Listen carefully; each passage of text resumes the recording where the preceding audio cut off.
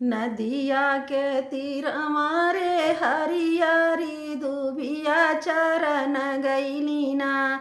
गैया हरी हरी दुबिया चरन गैली ना। गैया हरी हरी दुबिया चरन गैली ना। वन में से निकलला सिंह बना राजवा की हम करबना। गैया तो हरी भोजनिया की हम करबैना। गैया तो हरी भोजनिया की हम करबैना। जऊ तो हूँ करब बाघा हमारी भोजनिया पियवले आईना। घरमा बाछा के दूधवा पियवले आईना। घरमा बाछा के दूधवा पियवले आईना।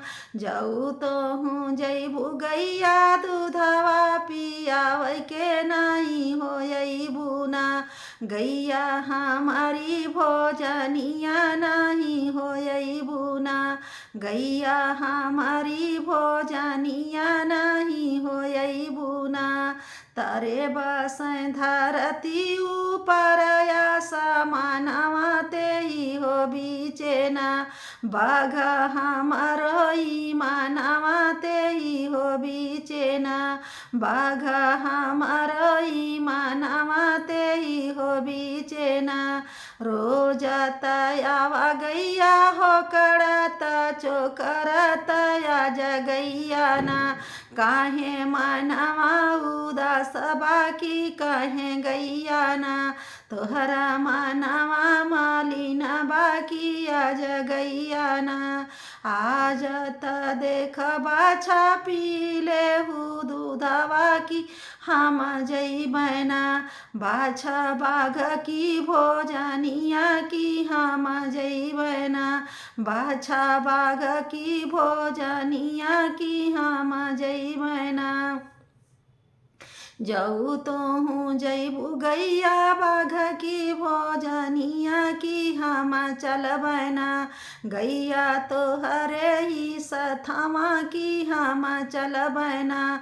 गैया तो हरे ही सथवा की हम चलबना। आगे आगे गैया हो पिछवाले बछवा की चली भैली ना। गैया बाघ की भोजनिया की चली भैली ना। गैया बाघ की भोजनिया की चली भैली ना। वन में से निकलला सिंह बना राजवा की झुकी झुकी ना। बाछा करला सलामिया की झुकी झुकी ना। बाछा करला सलामिया की झुकी झुकी ना। कवने ही नाते बाछा गैया साथे आइला कवनी नातामा। बाछा करला सलामिया कवनी नातामा। बाछा करला सलामिया कवनी नातामा। मामा ही नात बाघ करिला सलामिया मायरिया नातावा। बाघ गैया साथे आइली मायरिया नातावा।